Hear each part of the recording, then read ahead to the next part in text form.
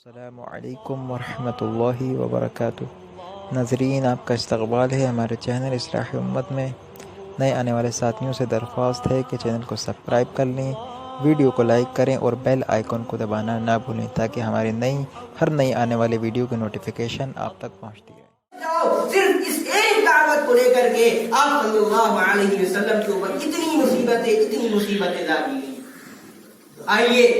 آج کے حالات کے تناظر میں ہم سیرت کا جو جائزہ لے رہے ہیں اور اس سے اپنے اس ملک کا بالخصوص ہم جائزہ لیں اور مسلمانوں کی اجتماعی حیثیت کا ہم جائزہ لیں کہ سیرت ہمیں کیا سبق دے رہی ہے آج کے تناظر میں، آج کے حالات کے اندر۔ آپ جانتے ہیں ہر شخص یہ کہنے پہ مجبور ہے آج کے دور میں کہ حالات بہت سنگین ہیں، حالات بہت خطرناک ہیں، پریشانیاں بہت ہیں، کوئی سچائی کے دامن کو لے کر کے چل نہیں سکتا آج کے دور میں، بھی سچی بات کر نہیں سکتا آج کے دور میں۔ لیکن یاد الذين اصطفى أما بعد فأعوذ بالله من الشيطان الرجيم بسم الله الرحمن الرحيم قل يا أيها الكافرون لا أعبد ما تعبدون ولا أنتم عابدون ما أعبد ولا أنا عابد ما عبدتم ولا أنتم عابدون ما أعبد لكم دينكم ولي دين صدق الله مولانا العظيم۔ اللہ رب العزت کا بے پناہ فضل اور اس کا احسان ہے کہ اس نے ہمیں اور آپ کو دین اور ایمان کی بنیاد پر جمع ہونے کی توفیق عطا فرمائی۔ دعا کریں اللہ رب العزت سے کہ ہم سب کے مل بیٹھنے کو بے حد قبول فرمائے اور اس کو ہم سب کے لیے ہدایت کاملہ اور نجات کاملہ کا ذریعہ بنائے۔ گزشتہ ہفتے ہم نبی کریم صلی اللہ علیہ وسلم کے بالکل ابتدائی مراحل میں جب آپ صلی اللہ علیہ وسلم نے اسلام کا آغاز فرمایا اور اپنی دعوت کو عام کیا تو صفا پہ چڑھ کر وہاں تک پہنچے تھے۔ آئیے اب آگے بات لے کے چلیں۔ نبی کریم صلی اللہ علیہ وسلم کا ایک واقعہ میں نے آپ کے سامنے سنایا تھا کہ پہلی پریشانی جو آپ صلی اللہ علیہ وسلم کو پیش آئی وہ اپنے گھر سے اپنا چچا ابو لہب جو ہے مخالفت سے اترا اسلام کی دعوت کے، اس سے یہ کہ اپنانا چاہیے تھا بلکہ اس کی مخالفت کو لے کر کے اس نے اپنے سر کو اٹھایا اور نبی کریم صلی اللہ علیہ وسلم کو تکلیفیں پہنچائیں۔ ابو لہب یہ وہ شخص ہے اور اس کی بیوی جس کے بارے میں نبی قرآن کریم کے اندر خود اللہ رب العزت نے اس کی مذمت فرمائی، پوری ایک سورت جو ہے وہ اس کے بارے میں نازل فرمائی گئی اور اس کو لعنت و ملامت کری گئی۔ اسی طریقے سے آپ صلی اللہ علیہ وسلم کے جو دشمن تھے ابو جہل، ابو لہب، عتبہ، شیبہ وغیرہ وغیرہ، جیسے جیسے اسلام پھیلتا چلا گیا یہ مکے کے وہ لوگ تھے جو بڑے سردار کہلایا کرتے تھے اور یہی دشمنی میں پیش رہا کرتے تھے۔ چنانچہ نبی کریم صلی اللہ علیہ وسلم کو اللہ رب العزت کی طرف سے ایک حکم اور ملا، فاصدع بما تؤمر واعرض عن المشرکین۔ اے پیغمبر آپ اس کام کو کر گزریے جس کو آپ کو حکم دیا گیا ہے اور مشرکین سے آپ اعراض کر لیجئے۔ چنانچہ نبی کریم صلی اللہ علیہ وسلم نے اب برملا اسلام کی دعوت، توحید کی دعوت دینا شروع کر دی اور نبی کریم صلی اللہ علیہ وسلم اپنی اسی دعوت کو لے کر کے اب عام ہونے لگے۔ آپ صلی اللہ علیہ وسلم کے دین کو لے کر کے اب چرچے ہونے لگے۔ مکے کے تمام کافروں میں کھلبلی مچ گئی، اسلام کے دشمنوں میں طوفان برپا ہو گیا کہ یہ کیا چیز ہے جو تیزی کے ساتھ پھیلتی چلی جا رہی ہے، جس کو روکا بھی جا رہا ہے، پریشان بھی کیا جا رہا ہے، لیکن یہ رکنے اور تھمنے کا نام نہیں لے رہی ہے۔ چنانچہ دار الندوہ کے اندر مجلسیں جمع ہونے لگی کہ کیا کرا جائے، محمد رسول اللہ صلی اللہ علیہ وسلم کو کس طریقے سے ان کی دعوت کو روکا جائے، ان کے اوپر بین لگایا جائے، کس طریقے سے ان کی ہمت شکنی کی جائے، ان کے حوصلے کو توڑ دیا جائے۔ چنانچہ انہی باتوں کو لے کر کے نبی کریم صلی اللہ علیہ وسلم اور ان کمزور مسلمانوں پر جو آپ صلی اللہ علیہ وسلم کے شانہ بشانہ کھڑے تھے توڑنے کے لیے اور ان کو شکست دینے کے لیے پورا مکے کے بڑے بڑے سردار جو ہے وہ جمع ہونے لگے۔ آپ صلی اللہ علیہ وسلم کے ساتھ کیا معاملہ کیا گیا، کتنی تکلیفیں اور اذیتیں آپ صلی اللہ علیہ وسلم کو پہنچائی گئیں، چند ایک واقعات ہیں مختصر میں جن کو جو ہے سنانا چاہ رہا ہوں۔ نبی کریم صلی اللہ علیہ وسلم کے ساتھ معاملہ کیا جاتا کہ آپ صلی اللہ علیہ وسلم کعبے کے اندر کبھی طواف کر رہے ہیں، یہ مکی کے کافر اور مشرک اور یہ بڑے بڑے سردار آپ صلی اللہ علیہ وسلم کا مذاق اڑاتے، کبھی آپ صلی اللہ علیہ وسلم کو کاہن کہا جاتا، کبھی شاعر کہا جاتا، کبھی جادوگر کہا جاتا، کبھی جھوٹا کہا جاتا، اور یہ تمام باتیں آپ صلی اللہ علیہ وسلم اپنے سینے پر برداشت کرتے رہتے، حالانکہ قرآن کی آیت نازل ہو گئی وَلَقَدْ نَعْلَمُ أَنَّكَ يَضِيقُ صَدْرُكَ بِمَا يَقُولُونَ، اے پیغمبر ہمیں اس بات کا علم ہے، ہم جانتے ہیں یہ بات کہ یہ کافر لوگ جو باتیں آپ صلی اللہ علیہ وسلم کو کہتے ہیں اس سے آپ کا دل جو ہے وہ اڑتا ہے، آپ کے دل میں جو ہے گھٹن پیدا ہوتی ہے، لیکن یہ چند دن کی بات ہے، جیسے جیسے آپ صلی اللہ علیہ وسلم آگے بڑھتے چلے جائیں گے یہ کفر کے بادل چھٹتے چلے جائیں گے، اور یہی ہوا، بالآخر توحید غالب آ کر کے رہی، اللہ کا دین غالب آ کر کے رہا۔ لیکن نبی کریم صلی اللہ علیہ وسلم کو جو تکلیفیں پہنچائی گئی اسلام کے نام پہ، دین کے نام پہ، قرآن کے نام پہ، وہ بھی کوئی کم نہیں ہے، اتنی تکلیفیں کہ خود نبی کریم صلی اللہ علیہ وسلم کو یہ بات فرمانے پہ مجبور ہو گئے، وَلَقَدْ أُوذِيتُ فِي اللَّهِ وَمَا يُؤْذَى أَحَدٌ، کہ اللہ رب العزت کے راستے میں اس دین کے لیے، اسلام کے لیے جتنی تکلیفیں مجھے پہنچائی گئی ہیں دنیا کے کسی پیغمبر کو اتنی تکلیفیں نہیں پہنچائی گئی۔ چنانچہ آپ صلی اللہ علیہ وسلم کعبے میں نماز پڑھتے آ کر کے، یہ مکے کے کافر ابو جہل، ابو لہب، عتبہ، شیبہ، یہ ان کی مجلسیں لگا کرتی تھیں، یہ مشورہ کرتے کہ کون ہے جب نبی کریم صلی اللہ علیہ وسلم سجدے کے اندر جائیں اور لا کر کے فلاں کے قبیلے کی اونٹ کی اوجھڑی جو ہے وہ آپ صلی اللہ علیہ وسلم کی یہ گردن پر رکھ دیں۔ چنانچہ بڑے ایک کافر اٹھا اور وہ لے کر کے آتا اونٹ کی اوجھڑی اور انتظار میں لگ جاتا کہ جیسے ہی آپ صلی اللہ علیہ وسلم سجدے کے اندر جائے آپ کی گردن میں لا کر کے وہ اونٹ کی اوجھڑی رکھ دی جائے، اور آپ صلی اللہ علیہ وسلم سجدے میں جاتے اور وہ گندگی ناپاک آپ صلی اللہ علیہ وسلم کی گردن پر رکھ دی جاتی۔ غور طلب بات یہ ہے کہ آپ علیہ السلام نے کسی سے پیسہ نہیں مانگا تھا، کسی سے اپنی کسی منصب کی خواہش نہیں کری تھی، کسی سے کسی کی عزت کا مطالبہ نہیں کیا تھا، بلکہ ایک دعوت کی، اور وہ یہ تھی کہ تم اللہ کے عذاب سے بچ جاؤ، تم جنت کے مستحق بن جاؤ، تم جہنم کے عذاب سے بن جاؤ، اور تم جہنم کے عذاب سے بچ جاؤ۔ صرف اس ایک دعوت کو لے کر کے آپ صلی اللہ علیہ وسلم کے اوپر اتنی مصیبتیں لائی گئی۔ آئیے آج کے حالات کے تناظر میں ہم سیرت کا جو جائزہ لے رہے ہیں، اور اس سے اپنے اس ملک کا بالخصوص ہم جائزہ لیں اور مسلمانوں کی اجتماعی حیثیت کا ہم جائزہ لیں کہ سیرت ہمیں کیا سبق دے رہی ہے آج کے تناظر میں، آج کے حالات کے اندر۔ آپ جانتے ہیں ہر شخص کی کہنے پہ مجبور ہے آج کے دور میں کہ حالات بہت سنگین ہیں، حالات بہت خطرناک ہیں، پریشانیاں بہت ہیں، کوئی سچائی کے دامن کو لے کر کے چل نہیں سکتا آج کے دور میں، کوئی سچی بات کر نہیں سکتا آج کے دور میں۔ لیکن یاد رکھیے، ابھی حضرت مفتق عثمانی صاحب کا ایک ٹویٹ آیا تھا جس میں حضرت نے لکھا ہے کہ آج کے حالات کتنے ہی سنگین کیوں نہ ہو لیکن اس دور سے زیادہ سنگین نہیں ہے جس دور میں نبی کریم صلی اللہ علیہ وسلم نے اسلام کا آغاز فرمایا تھا، توحید کی دعوت کا اعلان بلند فرمایا تھا۔ کتنے ہی مشکل حالات آج کے کیوں نہ ہو، ہم بھی کہتے ہیں حالات بہت سنگین ہیں، لیکن اس دور سے زیادہ سنگین آج کے حالات ہرگز نہیں ہو سکتے۔ اسی کا موازنہ کیجیے آپ، یہ جو معاملہ تھا نبی کریم صلی اللہ علیہ وسلم کے ساتھ مشرکین کا، جبکہ آپ صلی اللہ علیہ وسلم ان میں سب سے معزز تھے، سب سے معزز خاندان کے فرد تھے، سب سے معزز انسان کے بیٹے تھے، سب سے معزز آدمی کے پوتے تھے، اور آپ کے چچا کا ایک مقام و مرتبہ تھا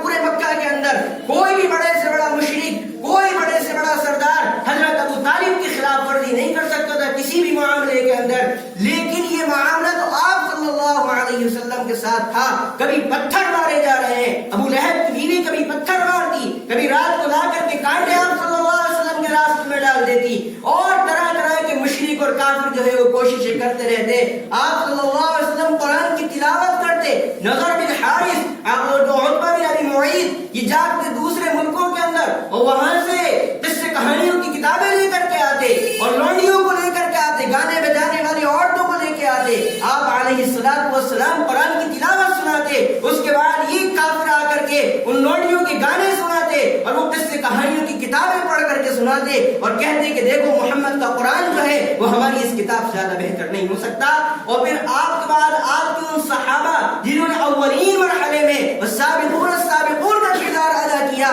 پہلی مرتبہ وہ اسلام لے کر کے آئے, ان کے خلاف کیا معاملات کیے گئے.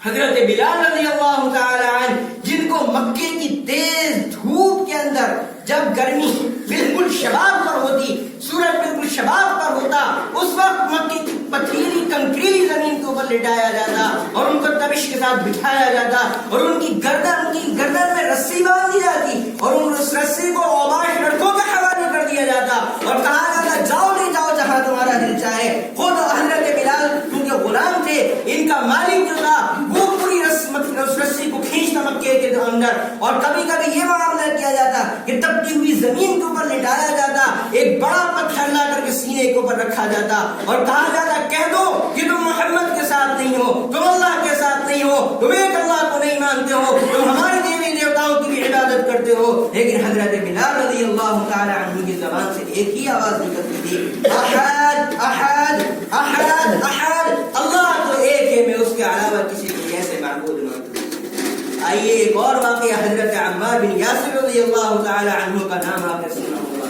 انہی کے بارے میں ایک قرآن کی آیت نازل ہوئی جو آج کے میرے اور آپ کے حالات کو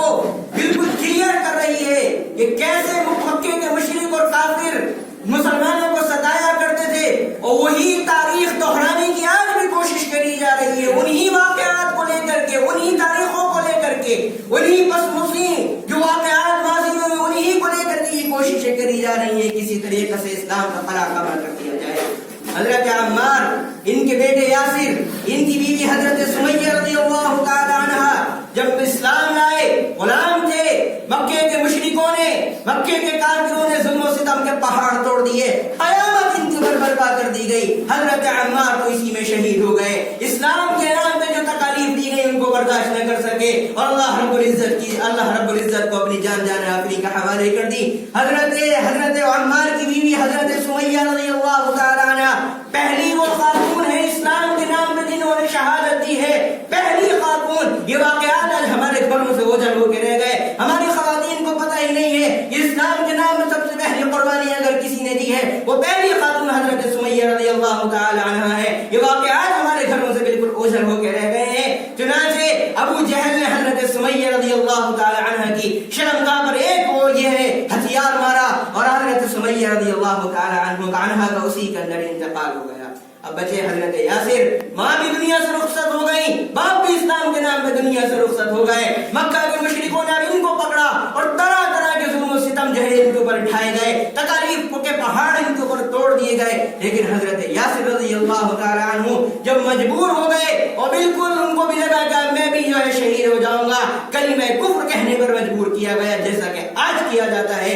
کہ اگر نہیں کہو گے تو تمہاری جان لے لی جائے گی, نہیں کہو گے گولی مار دی جائے گی, نہیں کہو گے کتنے واقعات آپ کو معلوم ہوگا ایسے گزر چکے ہیں. کلمہ کفر کہنے پر مسلمانوں کو مجبور کیا گیا, اور اگر انہوں نے اپنی زبان سے ادا نہیں کیا تو ان کو جو ہے برسر عام مار دیا گیا, بیچ چوراہوں میں ذبح کر دیا گیا, بیچ چوراہوں میں کاٹ دیا گیا. یہ حضرت یاسر رضی اللہ تعالی عنہ ہے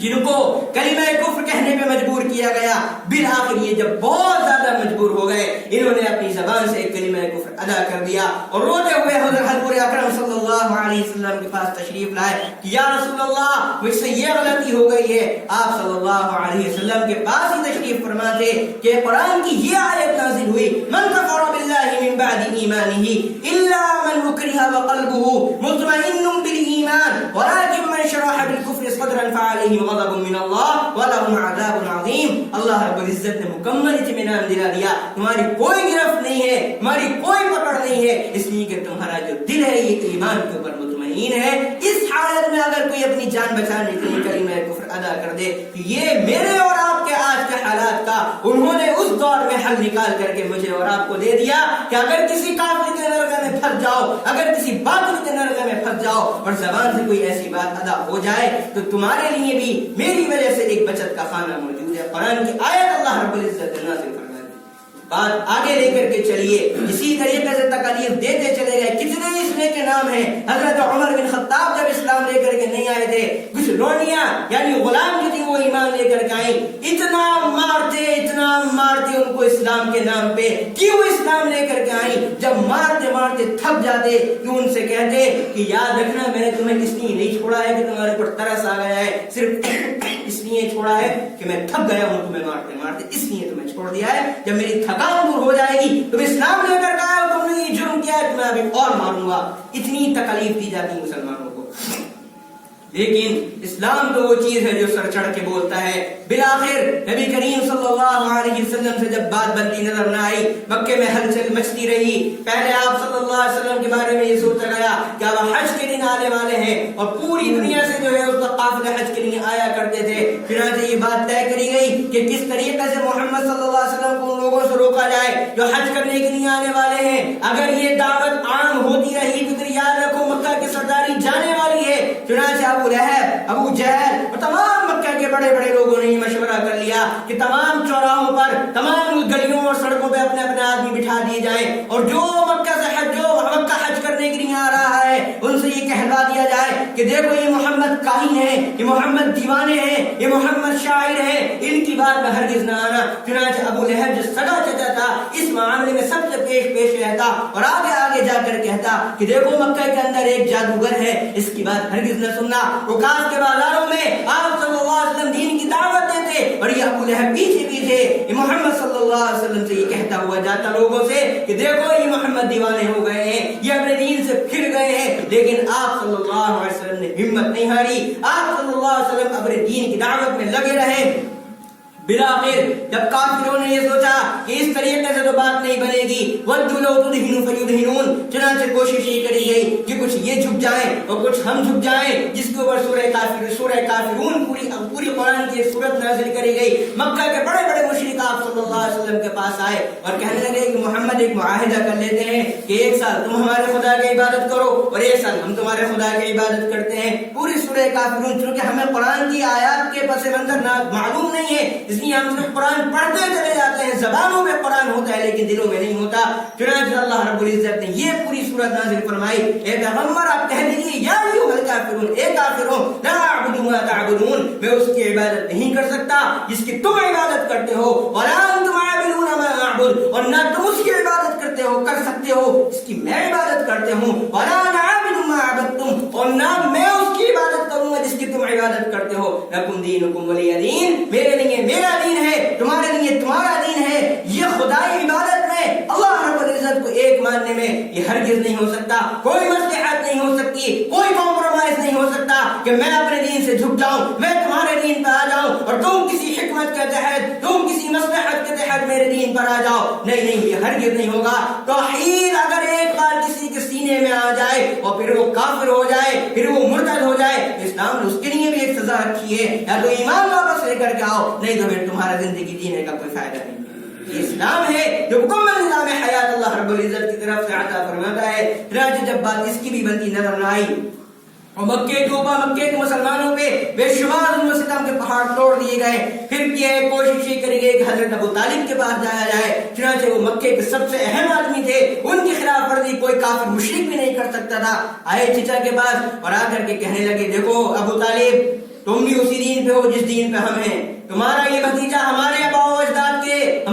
اجداد کو غلط کہتا ہے، ہماری دیوی اور دیوتاؤں کو گالیاں دیتا ہے، پوری پلاننگ بنائی گئی اور آ کر کے چچا سے کہا گیا۔ چنانچہ حضرت ابو طالب نے اس کی طرف کوئی پرواہ نہیں کی اور محمد صلی اللہ علیہ وسلم اپنے دین کی تبلیغ میں جو ہے لگے رہے۔ جب بے پناہ ظلم ہو گئے، مکے کے مسلمانوں کو توڑ دیا گیا بالکل، پھر حبشہ کی طرف ہجرت کرنے کی اجازت آئی، سورہ کہف نازل ہوئی، اس میں اشارے دیے گئے وَإِذِ اعْتَزَلْتُمُوهُمْ وَمَا يَعْبُدُونَ إِلَّا اللَّهَ فَأْوُوا إِلَى الْكَهْفِ يَنشُرْ لَكُمْ رَبُّكُم مِّن رَّحْمَتِهِ وَيُهَيِّئْ لَكُم مِّنْ أَمْرِكُم مِّرْفَقًا۔ سورہ کہف کے اندر اس بات کی اشارے دیے گئے کہ جس طریقے سے ان لوگوں نے اپنے ایمان کو بچانے کے لیے غار کو اپنا لیا تھا، اسی طریقے سے مسلمان بھی اپنے ایمان کو بچانے کے لیے کسی دوسری طرف جا سکتے ہیں۔ دوسری آیت نازل ہوئی للذین احسنوا فی هذه الدنیا حسنہ وارض اللہ واسعہ، اللہ کی زمین بہت کشادہ ہے۔ چنانچہ ان تمام باتوں کو لے کر کے سن 5 ربیع کے آغاز میں 12 مسلمان اور 4 عورتوں نے مکہ سے حبشہ کی طرف ہجرت کری۔ لیکن کہاں کفار کو یہ بات قبول ہو سکتی تھی؟ جو خون کے پیاسے ہوں، جو جان کے در پہ ہوں، ان کو یہ کہیں صبر ہو سکتا تھا اس بات کو لے کر کے کہ مسلمان امن و اطمینان سے کہیں رہ سکیں، امن و اطمینان سے زندگی گزار سکیں؟ चुनांचे ये 12 मर्द और 4 औरतें रात के वक्त में मक्का से निकल गए। जैसे काफिरों को पता चला, पीछा किया और जाकर के देखा तो वो साहिल से हबशा की तरफ रवाना हो चुके थे। फिर आखिर हाथ पर हाथ रख करके बैठ गए, क्योंकि अब उनको तो पकड़ नहीं सकते थे। लेकिन दूसरा मरहला, अब इनकी जो कोशिशें थी वो और ज्यादा तेज होती चली गई। मुसलमानों पे और ज्यादा जुल्म और सितम के पहाड़ तोड़ते चले गए, और ज्यादा जो है तकलीफ पर तकलीफ देते चले गए। बिलाखिर एक मर्तबा ये वाकया हुआ कि अब बुखारी शरीफ की रिवायत है, नबी करीम सल्लल्लाहु अलैहि वसल्लम नमाज पढ़ रहे थे। एक काफिर उधर से गुजरा और उसने देखा कि नमाज पढ़ रहे हैं, तो उसने एक अपनी चादर ली और नबी करीम सल्लल्लाहु अलैहि वसल्लम के गले में उसका फंदा बनाया और उसको फेंकना शुरू किया। ऐसा मालूम होता था कि आप सल्लल्लाहु अलैहि वसल्लम की आंखें निकल आएंगी, लेकिन अल्लाह रब्बुल इज्जत आप सल्लल्लाहु अलैहि वसल्लम के साथ था। चुनांचे अल्लाह रब्बुल इज्जत की तरफ से आपकी हिफाजत होती रही। दूसरी मर्तबा ये हजरत अबू तालिब के पास आए। ये बात नोट करने की, इसी पर मैं बात खत्म कर रहा हूँ। आए दूसरी मर्तबा हजरत अबू तालिब के पास और आकर के कहने लगा, अबू तालिब, हमने तुमसे पहले भी कहा था कि अपने भतीजे को समझाओ, और अगर अब नहीं समझा सकते हो तुम और ये मामला ऐसा ही चलता रहा तो हम मजबूर हैं, या तो तुम रास्ते से हट जाओ या फिर मोहम्मद को हमारे हवाले कर दो, हम और वो, फिर मामला साफ हो जाएगा। या तो एक फरीक इधर का नहीं रहेगा, एक फरीक इधर का नहीं रहेगा। हजरत अबू तालिब के दिल का इतना एहसास हुआ कि अपने भतीजे मोहम्मद रसूलुल्लाह सल्लल्लाहु अलैहि वसल्लम को बुला करके कहने लगे, ए भतीजे, ए मेरे प्यारे भतीजे, मैं कमजोर हो चुका हूँ, मैं पूरी कौम का एकदम मुकाबला नहीं कर सकता, लिहाजा मेरे ऊपर तरस खाओ और अब मेरे बुढ़ापे पे रहम करो। मैं बहुत कमजोर हो चुका हूँ, अब मैं पूरी कौम से तो लड़ नहीं सकता हूँ, लिहाजा तुम अपनी दावत के सिलसिले में जरा नरमी इख्तियार करो। जब आप सल्लल्लाहु अलैहि वसल्लम ने ये देखा कि आज तो चचा भी साथ छोड़ रहे हैं, आप सल्लल्लाहु अलैहि वसल्लम कहने लगे, एक तारीखी जुमला नबी करीम सल्लल्लाहु अलैहि वसल्लम ने अपनी ज़बान मुबारक से फरमाया, ए मेरे चचा, अगर ये मेरे एक हाथ पे चांद और दूसरे हाथ पे सूरज मिला करके रख दे और मुझसे ये कहे कि तुम इस्लाम की दावत को छोड़ दो, तो मोहम्मद सल्लल्लाहु अलैहि वसल्लम इस मुआहदे पर भी हरगिज़ कबूल नहीं कर सकता कि चांद और सूरज को ले ले और दीन की दावत को छोड़ दे। ये या तो मैं खत्म हो जाऊंगा दीन की दावत को फैलाते फैलाते, या फिर ये कि अल्लाह का दीन गालिब आकर के रहेगा। चुनांचे इसी सिलसिले में आज भी हमें और आपको कोशिश करना है। नबी करीम सल्लल्लाहु अलैहि वसल्लम की सीरत हमें ये पैगाम दे रही है, अगर ये इस्लाम बरहक ना होता, अगर ये इस्लाम सच्चा ना होता और अगर इस इस्लाम को पूरी दुनिया के अंदर फैलना मकसूद ना होता, तो ये मक्के की वादियों से निकल करके आज भी जहां आलम में अपनी नुमाइंदगी ना करा रहा होता। अल्लाह रब्बुल इज्जत हमें और आपको इन तमाम बातों को सही तौर पर समझने की तौफीक अता फरमाए। आखिर दावाना अल्हम्दुलिल्लाहि।